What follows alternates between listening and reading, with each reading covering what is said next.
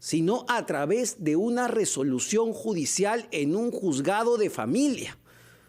Pero bueno, vamos a analizar justamente ese tema. Vamos a analizar ese tema y estamos conectados con el abogado penalista Andy Carrión. ¿Cómo está, doctor Carrión? Muy buenos días, qué gusto saludarlo. Muy buenos días, Omar, y gracias por la invitación. No, gracias a usted. Partamos de lo general, que siempre es importante, ¿no? Porque a veces escuchamos que las autoridades decretan estado de emergencia en diferentes lugares. No es la primera vez, ¿no? En diferentes zonas, cuando hay conflictividad social, cuando hay preocupación con el tema del narcotráfico, por ejemplo, en el Braen, pero hemos vivido además en un constante estado de emergencia a partir de la pandemia. ¿Qué derechos ciudadanos quedan suspendidos? ¿Qué derechos ciudadanos se restringen cuando el gobierno decreta un estado de emergencia? En este caso en específico, Omar, y de acuerdo al decreto supremo emitido por el Poder Ejecutivo, dentro del marco de este decreto se han visto limitados los derechos de inviolabilidad de domicilio, libertad de tránsito y también el de libertad de reunión. Pero ojo que no han sido limitados de manera absoluta, sino con una finalidad que es precisamente del control de la criminalidad. Es en este contexto en el cual se da este decreto supremo que ahora todos estamos en realidad analizando a raíz precisamente, como lo manifestaste en la introducción, del llamamiento a protestas en contra del gobierno. Habría que ver si los alcances, y esa es la pregunta principal de este decreto supremo en la limitación de estos derechos fundamentales, podría también alcanzar a la limitación de la libertad de reunión o de protestas, tal como está establecido en el numeral 12º del artículo 2 de la Constitución Política del Perú. Yo le tengo que pedir permiso al ministro del Interior, ¿no? Al Ministerio del Interior, si quiero salir a protestar contra un presidente del Consejo de Ministros denunciado por agresión física a su esposa, a su hija. ¿Tengo que pedir permiso para salir a protestar? Eso no es así, Omar, porque estamos hablando de la prevalencia de un derecho constitucional recogido en el numeral 12º artículo 2 versus un trámite administrativo para brindar seguridad a la protesta que eventualmente se vaya a dar. Por tanto, si nosotros hacemos una ponderación del resguardo al derecho constitucional de la libertad de protesta versus el procedimiento administrativo de brindar seguridad, pues es evidente que tiene que prevalecer el derecho constitucional a la libertad de protesta aún dentro del estado de emergencia, porque el estado de emergencia se ha dado con una sola finalidad, que es el control de la criminalidad. El estado de emergencia no se ha dado para criminalizar la protesta en sí, porque la protesta no es un delito, es un derecho constitucional que cada uno de nosotros puede ejercer libremente, aún en un estado de emergencia. Es decir, doctor Carrión, si el día de hoy, el día de mañana, no lo sé, las personas, ¿no?, deciden acudir a la Plaza San Martín, por ejemplo, un tradicional punto de encuentro para justamente manifestarse, la policía no podría ir y decir, bueno, se me van de aquí porque estamos en estado de emergencia. No podría hacer eso, no podría romper la manifestación, ¿o sí?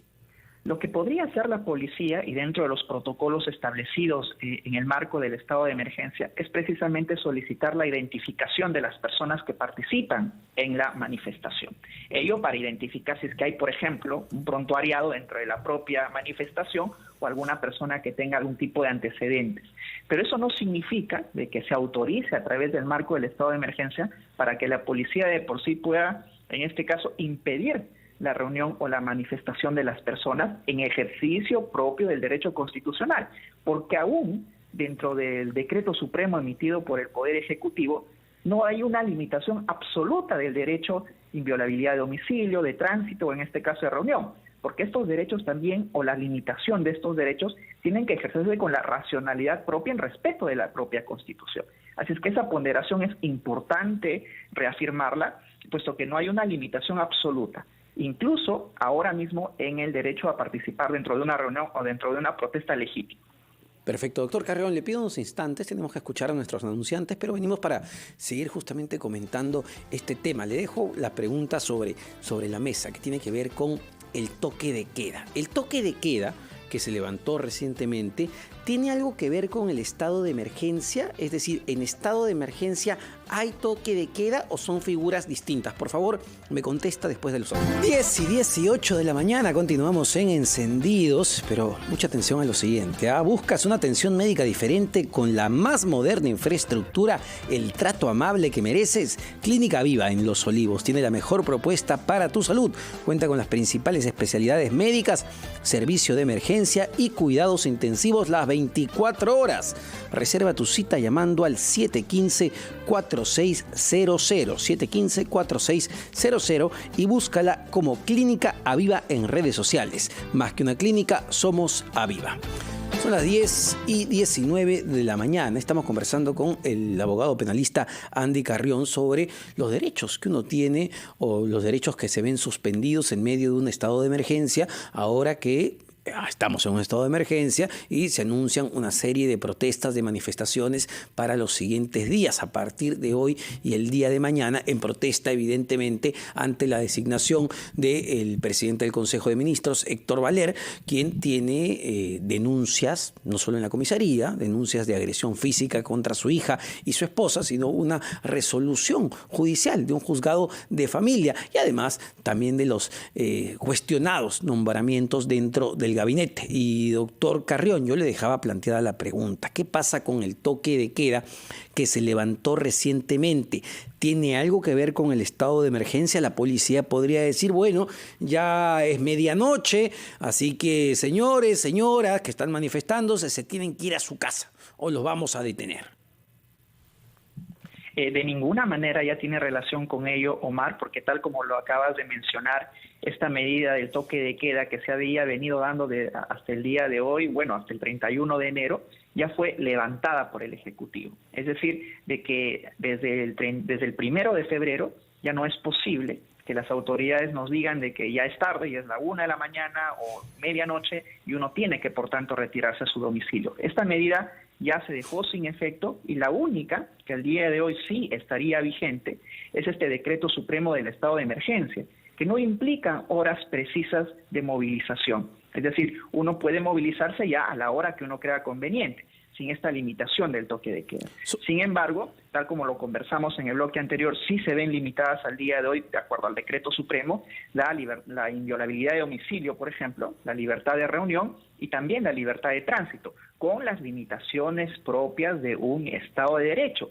No estamos en un Estado absolutista donde se suspende absolutamente este derecho, sino en un ejercicio razonable del mismo con la finalidad de controlar la criminalidad, no con la finalidad de impedir las movilizaciones, sino únicamente con el control de la criminalidad. Una última pregunta, doctor Carrión. ¿Qué debe hacer una persona o sus acompañantes si, me pongo en el supuesto, el día de hoy se reúnen en la Plaza San Martín para protestar, para manifestarse, llega la policía y empieza a detener a la gente? ¿Qué debe hacer esa persona detenida o, de lo contrario, alguien que está viendo esa detención? Bueno, la medida jurídica imprescindible que todos deben de tener en cuenta el día de hoy es la interposición de una demanda de habeas corpus, ¿no? Una demanda de habeas corpus por precisamente la restricción arbitraria de la libertad.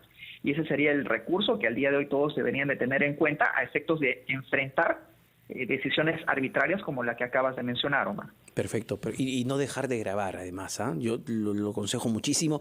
Tenemos ya estos equipitos que nos sirven justamente para registrar absolutamente todo. Eso es sumamente importante si usted, amigo o amiga, ve algún tipo de injusticia. Muchísimas gracias, doctor Carrión, por esta entrevista. Omar, buenos días. El abogado penalista Andy Carrión. Son las 10:22.